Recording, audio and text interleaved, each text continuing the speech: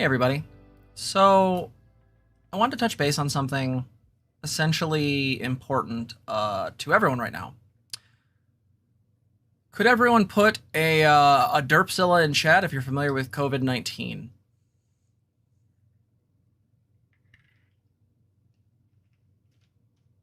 I'll wait. There we go. I love that Shin Godzilla looks like fucking Cookie Monster.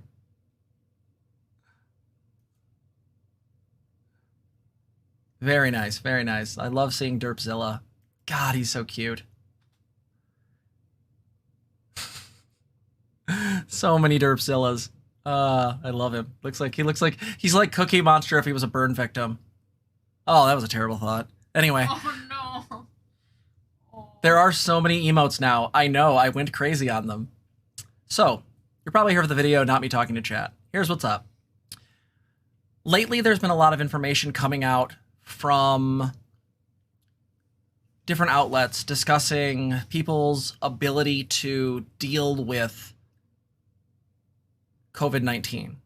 And from what I understand from the context of the article I'll be talking about today, apparently the Atlantic had put out an article, that basically stated that people are going to keep wearing their masks because now it is a political statement, which I don't think is necessarily untrue. I mean, when you're the person who's doing the right thing, right? Maybe wearing the mask kind of should, dunk on those fucking idiots that basically kept our whole, society shut down for like a while.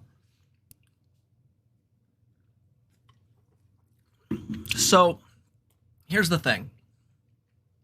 An article came out from Vice that essentially argued that the reason why people aren't giving up their masks anymore is because they're traumatized, which I also think makes sense. So, here's what I think we need to do. We need to talk about this because there's an issue. I agree with the notion that people could become traumatized by COVID-19. I know I certainly have. But what I dislike is the notion that the pandemic is coming to an end, because this is factually untrue. So I want to lay out a brief argument explaining why I think masks need to be continued and why I believe that this framework that's being provided right now really makes me uncomfortable.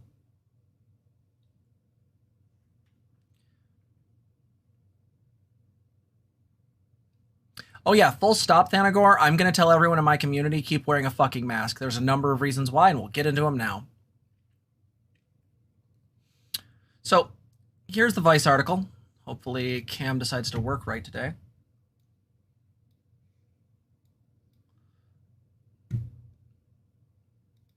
So, oh, well, you're not going to work today. Fuck off. Okay.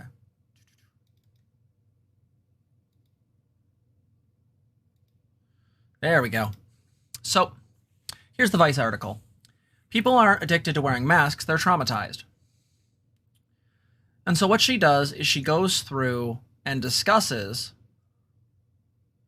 specific anecdotal evidence between certain people about the negative effects of this on their families, such as losses of loved ones, deaths of family members, not being able to deal with those. And yet, there's something in this that's really problematic. Let me read a few paragraphs. There have been warnings of the danger of extreme COVID caution, and 538's Nate Silver tweeting, I'd argue that one side of irrationality is if a person doesn't change their behavior much after being vaccinated. This viewpoint was best summarized in an article by Emma Green in The Atlantic called The Liberals Who Can't Quit Lockdown. Lurking among the jubilant Americans venturing back into bars and planning their summer, wedding travel is a different group. Liberals who aren't, I read that really terribly, liberals who aren't quite ready to let go of the pandemic restrictions, she wrote. For this subset, diligence against COVID-19 remains an expression of political identity, even when that means overestimating the disease's risk or setting limits far more strict than what public health guidelines permit. There's a glaring omission from this discussion about why people can't quit pandemic behaviors. The mental and emotional toll of the last year. After what many have been through, death, grief, isolation, stress, anxiety, unemployment, trauma, people are going to have some feelings around transitioning back to a less than cautious way of life. This doesn't mean that they reject the CDC guidelines or are wielding progressivism as a weapon. It means some people need a little extra time to put their masks away as they stroll around the park, and they should take it, especially since, broadly speaking, on a policy level, states are opening up and have concrete plans to continue doing so in the coming months. If anyone is being overly cautious, it happens on an individual level, and unlike the individual choice to not get vaccinated, it is an individual behavior that doesn't incur any meaningful risk to others. So I would agree with all of that except for one problem. I feel like there's a very, very strong way in which the actual threat and concern is being, let's be honest, I think fairly minimized. So I want to look at something. This is trackcorona.live. This is a website I've been using for the last year to look at what's going on. We're going to do a little refresh.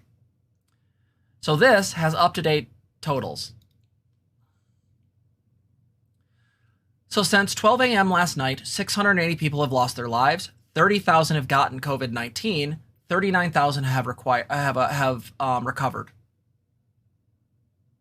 By the way, this is put together by Stanford University and using data sources from everybody from the CDC, Wikipedia, US Facts, Public Health England, and so on. So it's pretty fucking accurate, save for the fact that the USA Today article that mentioned 75,000 deaths that are not been counted properly aren't on this. So we can actually simply say that there's actually around 676,000 deaths. 680 of which happened today, and that's only if they were caused or were attributed to COVID-19. So it's very possible this video could get fucked by YouTube, but I want people to understand this very clearly. I am very much saying COVID-19 is a real thing. I am very much saying you should wear masks, you should sanitize your hands, you should absolutely get vaccinated, and you should 100% maintain social distancing. The only argument I'm making is that you should continue those fucking things because this shit is not over. One of the things that I really struggle with here is that this number, 680 people died still. Yes, while this is a third or a fourth of the number of people that were dying last fall, the fact of the matter is that we're not looking at this in any kind of concrete or meaningful way. First and foremost,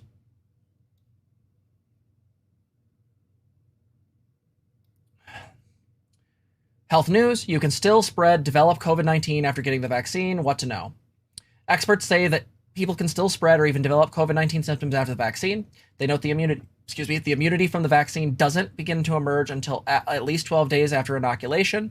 They add that the vaccine doesn't prevent coronavirus infection. It helps protect against serious illness. Experts advise people who get vaccinated to continue wearing masks, washing their hands, and maintaining proper physical distancing. So I'm not seeing the date on this, but I'm going to make a quick thing and say it's probably in the last month or two, right? So this is a fact check. They checked this. This is accurate. Picture from Getty. Yeah.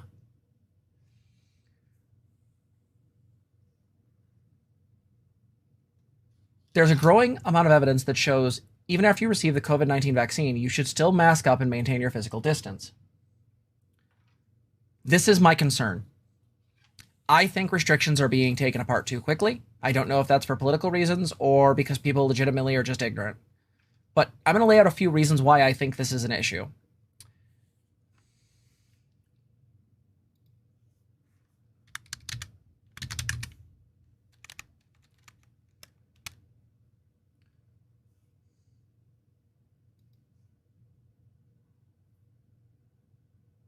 Wrong one.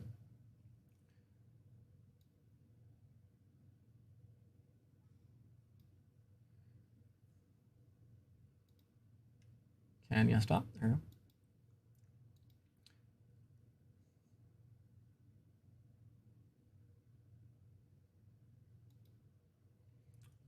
So here's the argument I'm laying out. Let's get this font nice and fucking big.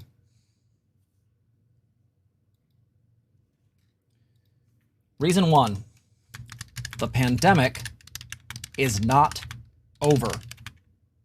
We still have people dying. 680 people died today.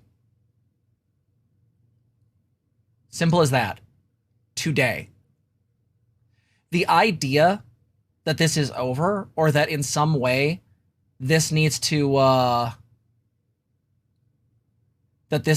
be over, or that we get to pretend that this is going to be ending soon, is nonsensical, because we are still having deaths here. The other thing I want to make very, very clear is that coming back over to here, we still had 39,000 people recover. What that doesn't show you is the negative effects of what could happen to any of those people. It just says they lived and they got rid of the virus. This doesn't talk about the mental health or the neurological factors. It doesn't talk about the fact that numerous individuals have shown things like nervous system damage, or have continued and had long-term effects of this. Hell, we recently found that, what was it, like COVID-19 can still be found in the penis after it's out of the rest of the system, and that it can probably, be connected to like erectile dysfunction. Holy shit. Spoiler, boys. COVID-19 can kill your stiffy. So the idea that these numbers can be read as the pandemic is over, almost over, is utterly nonsensical. 1/10 of the population has had this. If you go with the notion that the United States has 330 million people in it. 30,000 more just today. This number since 12 a.m. Eastern Standard. Seriously, this only checks for that. If you want to look at specifics of areas such as different counties, different states, you can totally do it. 680 people died that didn't have to.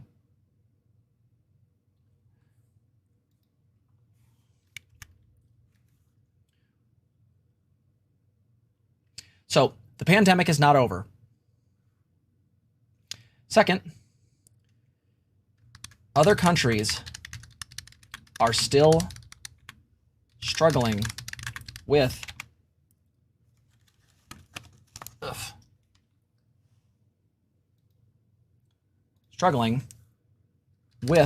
pandemic. So, as said in chat a few moments ago, oh, and it's correlation with balding? Holy shit. I know there's also a thing around men get more severity of it, so we need to get on that cat girl gas soon, Biden. Get on it. We got to save our boys by making them cat girls. But seriously, other countries are still struggling with the pandemic. The most notable one in this regard is, by the way, India. India is around 1 billion people, to my knowledge. I might have that number off, but I believe it's around 1 billion. The fact of the matter is that it is spreading kind of like wildfire. And the problem with that is that, one, well, we should probably do things for those people and, stop them, regardless of their nonsensical leader. The simple fact is that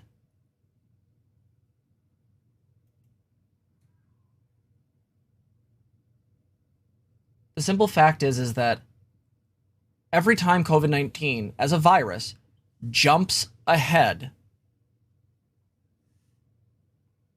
or jumps into another person, right? Another person's infected. COVID-19, like any other virus, has the ability to mutate. This is factual data. And the fact of the matter is that if we're going to take that at its face, the simple fact is this. There is a possibility that a strain could develop that may go past our vaccines. Now, that hasn't happened. I'm not saying that did happen. But I know there was a lot of fear in the medical community when those 3 different ones came up. I think one was in Argentina, the other one was in Africa, and the other one was in the UK. I might have the Argentina one wrong. But all of these were concerning. But when you have a billion people in one area that's small, and you also have a lot of poverty, South Africa, thank you. So the issue we get into, by the way, Nyanvid 19 or Catgirl 19, both good. The simple fact is that this could possibly set us back significantly, because if people are pressing for opening or they're pretending this pandemic is over, by definition, that means eventually travel is going to be lifted. But if you can still spread the virus and travel around, why would you do that? Right? So, number 3, mask wearing should be made permanent. I'm sorry. This is probably going to be the one that pisses people off. Cool, I'm glad I take a fuck ton of it, Brittany. The simple fact is that I think mask wearing should be permanent, or be permanent for 2 reasons. So let's go down here. Let's go over here. Subgroup 1, chemical sensitivities. One of the things that both me and Zena and lots of Americans deal with are chemical sensitivities. The smells of bleach, fragrances, and the like can cause us to go into all sorts of things. Headaches, migraines, etc. I think regular mask wearing, especially for people that deal with either severe allergies to mold and other things, by definition, should be wearing masks. And I think in solidarity, I think it's a good idea to wear them as well. The reason for that is flu season. While nowhere as deadly as COVID-19, the simple fact is that we did see evidence to show that the flu rate in the United States dropped because of mask wearing.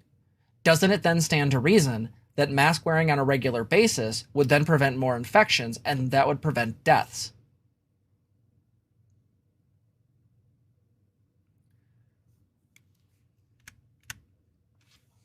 Okay. So we know, number 4, and we already said it, you can still spread COVID-19 if you are vaccinated. So here's the thing. Great, you're vaccinated. You're probably not going to die from COVID-19. Lovely. I love that for you. However,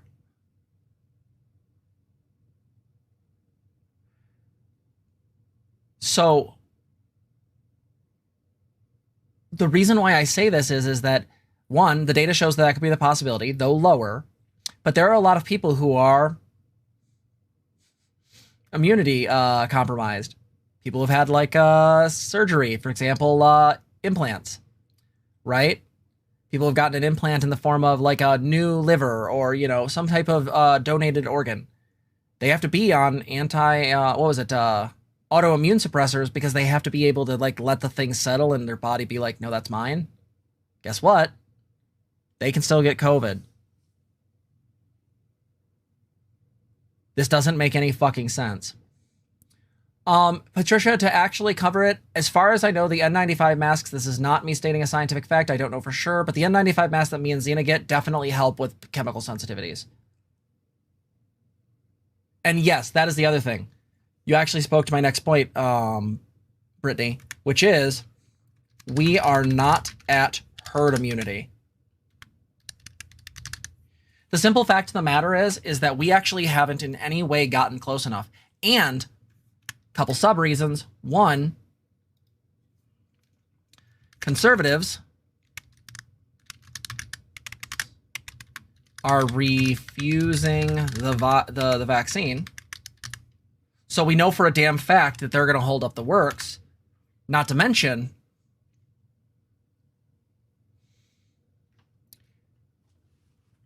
there could be a possibility that if people are wandering around without their masks on, and they could still technically spread it, we may still see increased spread because the perceived perfect immunity. That is, if they perceive themselves as, I'm safe as fuck, everything's cool, they could still spread it. We could actually see increases, theoretically. Ingrid Helson and Helgerson and Chap, I really hope I pronounced that well, in YouTube chat said, isn't this just conservatives who are anti-vax? Not at all. Actually, anti-vaxxers tend to be left and right-leaning. It just depends on how they come at it. But no, it's not just conservatives that are anti-vax. In fact, it's a lot of times conservatives that just don't want to get it. A lot of polls have shown that a significant margin of them, especially Trump supporters, do not want it. Either because they don't believe they need it, because they believe it's a hoax, or they don't want it because it's a political reason. Yeah, we literally have to fucking pay people to take this thing. So yeah, that's the problem, Ingrid, is that It's not just a small demographic. Here, let me grab you some data. You're going to see some more Godzilla, folks.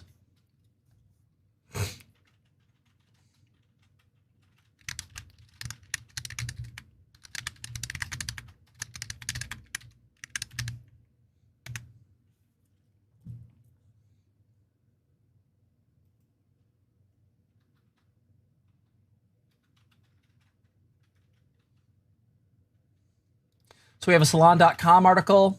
Why Republicans are rejecting the COVID vaccine. GOP wants to drag out the lockdown to hurt Biden. The right-wing death cult is getting better at convincing conservatives to reject the vaccine. Vaccination rates are improving at a steady clip. This, by the way, was back on April 15th. If anyone has a more recent article, feel free to share it in chat. Yeah, this is back when they temporarily suspended the Johnson & Johnson one. That's not happening anymore.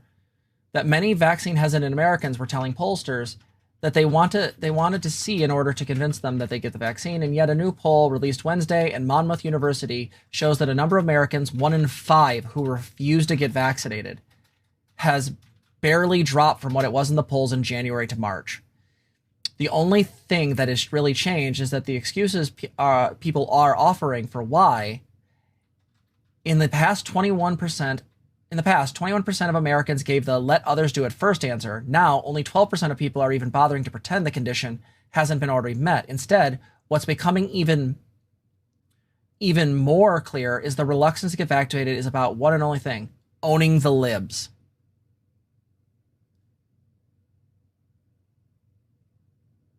Right? Chat's moving super fast, so I need to see what you guys are saying. One sec. Okay, there's that article. Miss Pasta Master said sometimes left-leaning hippie types might be anti-vax because vaccines aren't natural. Yep, that's true. Hanging Wednesday said, I think this is actually the beginning of the anti-vax movement. Super true. By the way, Green Party, get on this. You guys keep putting forth people that are idiots. Jill Stein's a really good example. I'm sorry, she's anti-vax. No one dodges that question unless they're absolutely in bad faith. So just thought I'd bring that up because that shit irritates me. Zena said N95 or KN95 or similar are good for chemical sensitivities. Even masks that don't filter as much can still be helpful depending on the individual. Sensitivities, allergies, into tolerances, dust. Yep, exactly. Super true. Owning the libs by accepting CDC guidelines when it confirms my worldview. Right. Holy fuck true. Holy fuck true, Quinn. Because here's the problem. The number of people who have been skittish about the vaccine has dropped as more Americans line up for the shot, but the hardcore group who wants to avoid it at all costs has barely budged. Patrick Murray, director of the Monmouth University Polling Institute, said in the press release, adding that much of the reluctance in reality is ingrained in partisan identity. Let's see what YouTube chat's got. Marty the Faithful said, and it's not just anti-vax, sometimes people are vaccine hesitant. True. A more tragic form of vaccine hesitance is among African Americans that due to their history of medical experimentation and others, such as the fucking Tuskegee, every fucking time. If you haven't looked up the Tuskegee experiment, fucking do it. That is an atrocity. That's literally what biological harm looks like. It's the literal definition of just garbage. Also, John Oliver has a really good sketch. Oh, which then, thank you. That brings me to my next point. Point number 6. Here we go.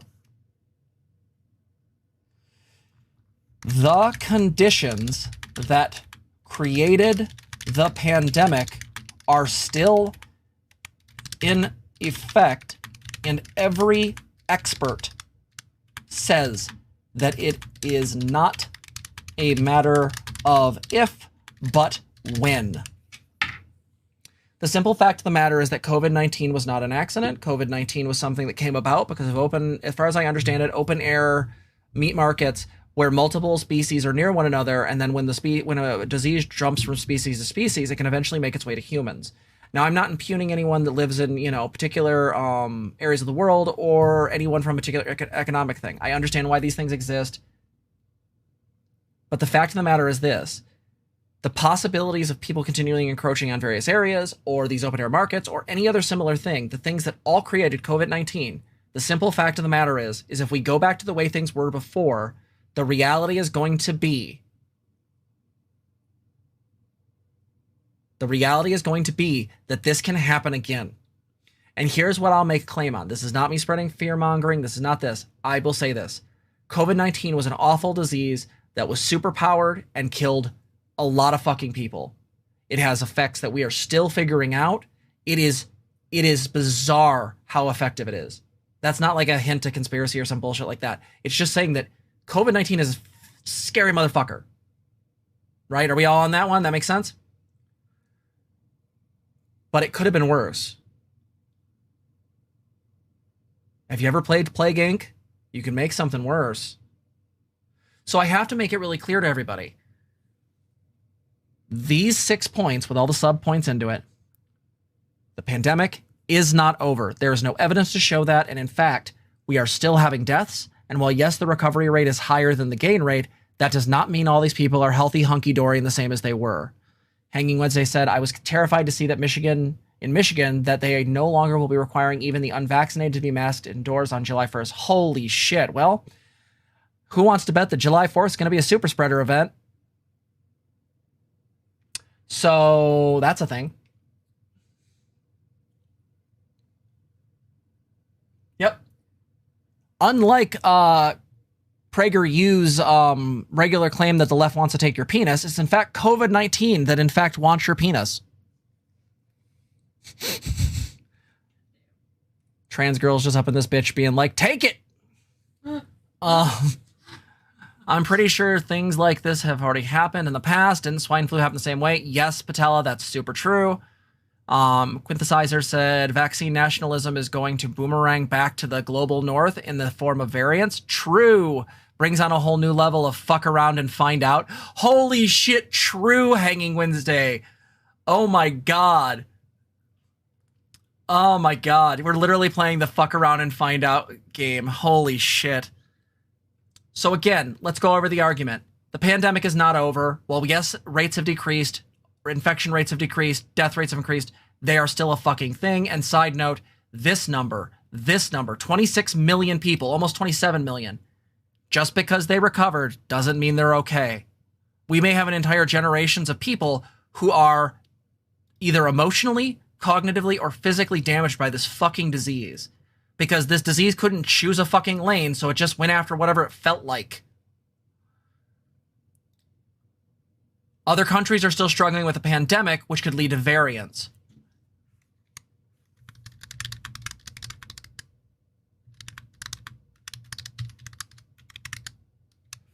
Yup, sorry. The fact right now is that because of the way the US and all of this shit has been going on, I don't know if you've seen this, but Biden and them negotiating how much vaccine to give to India and all that has been really fucking cringe. Because this got handled in a way where the US got a lot of it and other countries just get fucked. But like, here's the thing. With such high populations and such a huge disparity between rich and poor, you have entire large groups of people who are in small areas who easily can spread this thing and cause them to absolutely create some sort of variant strain. And again, how many times does that variant have to change before it becomes something where we have to be concerned again? So again, the pandemic is not over, and it's still ravaging other fucking countries. 3, mask wearing should be permanent for both the flu season, which kills tons of people. Let's look. Flu season deaths 2019.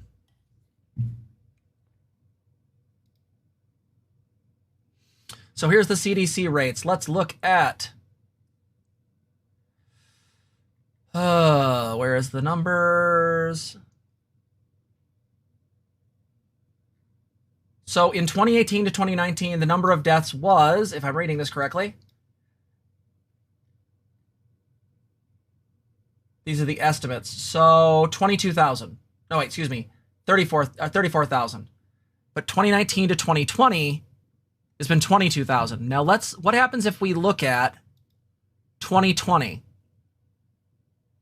We don't have it yet because those numbers aren't out yet. But how much you want to bet those numbers are going to be lower?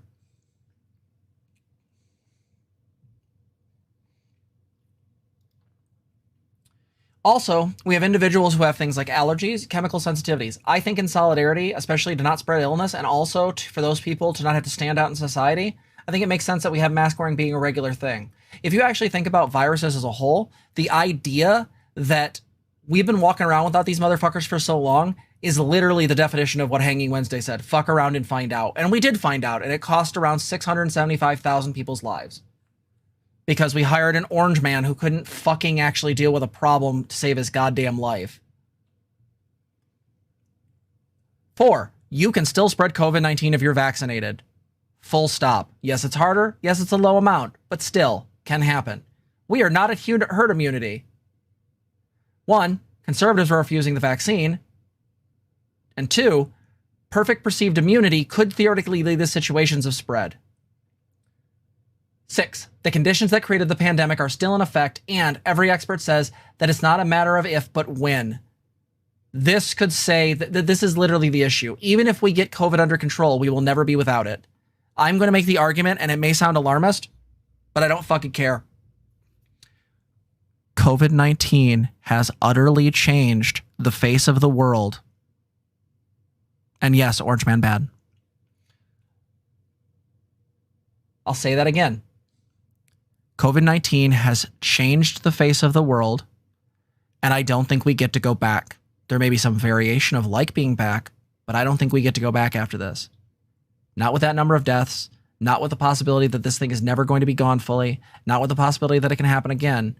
We are seeing the effects of this stuff, and it is going to last. I would argue that disease and pandemics like this could even be up there with issues such as, again, climate change. If we have refugees from the coast moving inland, you're going to have a lot of people cramped together, and all it's going to take is something to spread. Yeah, just get to herd immunity through COVID parties like the bubonic plague. Oh yeah, I think that'll go well. Well, at least the plague doctor mask will come back in style more than it already is. So this is my point, guys. Like, I think this article is true. I think people are traumatized, and I do think that they've been through some shit, and wearing their mask has become kind of a programmed issue. But this background framing, this utter framing of, yeah, no, COVID's almost over. Like, I know there's still stuff we got to deal with, but COVID's almost over. This is not acceptable. It's not. It's simply not. So, if anyone asks why you're still wearing a mask even if you're vaccinated, you give them the points. Show them this. I'll put this little fucking document shared right in the goddamn description. I am so tired of people acting like this is over.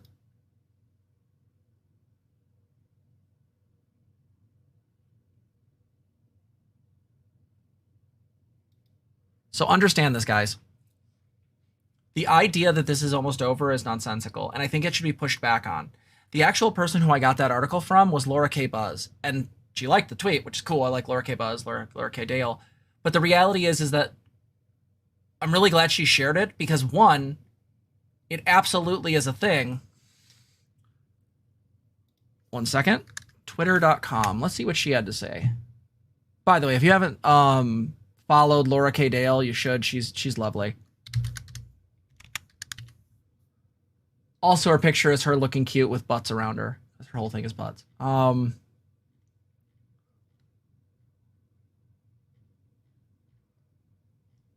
Let's see. This will be my last point on this, but I just want to make it clear.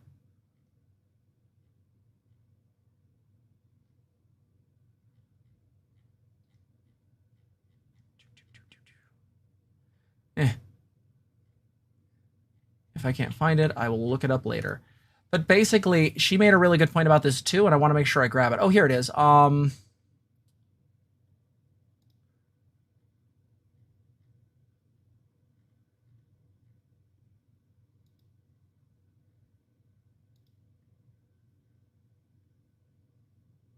Yeah, what's wrong with continuing wearing masks as fucking based bunny? Yeah, considering it is over, why would we stop taking precautions? This is the way this is the right thinking. I'm looking at this right now and going, this is the right thinking. So understand this, guys. Understand it very clearly. This is not over. Don't act like it's fucking over. I really appreciate Laura K. Buzz putting this out there.